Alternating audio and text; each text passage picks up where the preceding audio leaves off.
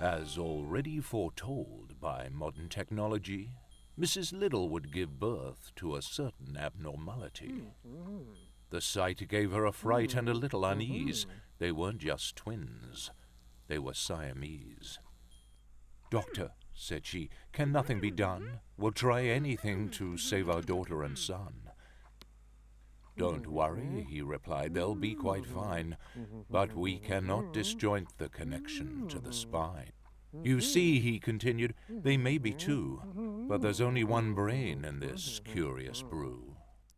Two heads together, but only one brain, and yet Larry and Rachel were not the same. Separate individuals, few things they shared, but divided on the middle was how they were paired. By many their parents were regarded with respect, an honor they feared risked being wrecked.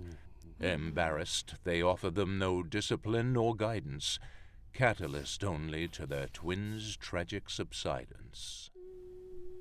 Left-brained Larry, he cared for science, but right-brained Rachel had a more abstract reliance. Larry read and experimented to pass the time, trying to create horrible monsters of slime.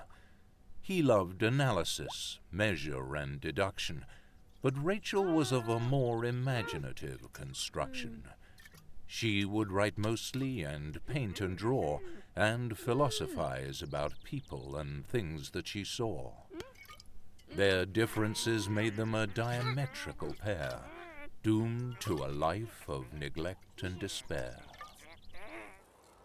One day they received a huge harangue from the Thompson quadruplets, a notorious gang.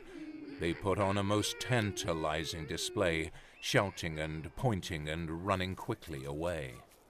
Neither Larry nor Rachel showed grief or frustration, but swore in their hearts an ultimate retaliation. For years, books and bullies were all that they knew, as their brain got smarter and their bodies grew. But it wasn't until adolescence came along that a solution finally shined, bright and strong. It was Larry who made the initial discovery whilst reading an article on neuroanatomy. Slowly he spoke with much hesitation. He had never been skilled at common communication.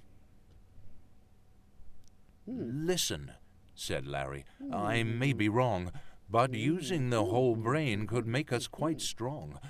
According to research, there is this one way that maybe could rid us of that daily dismay. If our brain per se was one active unity, we could turn our thoughts into pure energy. Perhaps if we concentrated for many hours, we could even get telekinetic powers." "Right," replied Rachel. She needed hardly think. Her creative mind could easily see the link. If the tragedy around us would finally cease, then perhaps you and I could get our peace.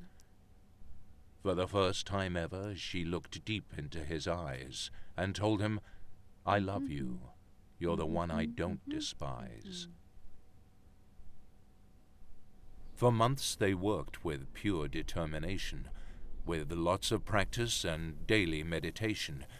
It happened one day while sitting in the park that Larry and Rachel felt the first spark. As time passed, their minds got stronger. Soon they could concentrate for longer and longer. One day they agreed that the time was right and said to each other, "We'll do it tonight." But as they waited that evening for their parents to return, Larry addressed Rachel with a voice of concern. "Have you considered, Rachel, if we actually have success, what will happen to us if we become parentless?" "It was your idea. You made no mistake. The problems that may follow is a risk we'll have to take." Not sure that he agreed, Larry was still in doubt. And as Rachel awaited his answer, her anger began to sprout. Without even thinking, her annoyance took hold, and small sparks began to form, silver and gold. In an act of panic, Larry tried to block his mind, but the thoughts between them were already too entwined. Rachel tried to stop it, but she was losing all control. The evil in her thoughts was devouring her soul. Soon after, the air was lit with thunder, as the living room was being torn asunder. A heavy wind blew all around as Larry and Rachel were lifted off the ground. The walls started to crackle and creak. Their mutual power was reaching its peak. And then happened the unexpected. The twin couple could no longer eject it.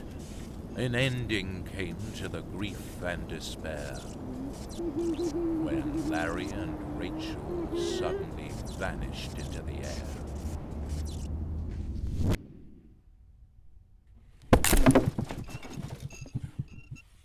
As they left Earth, not a prayer was sighed. No one mourned and no one cried, except for their mother, who shed a little tear. The damages to the living room were, after all, quite severe.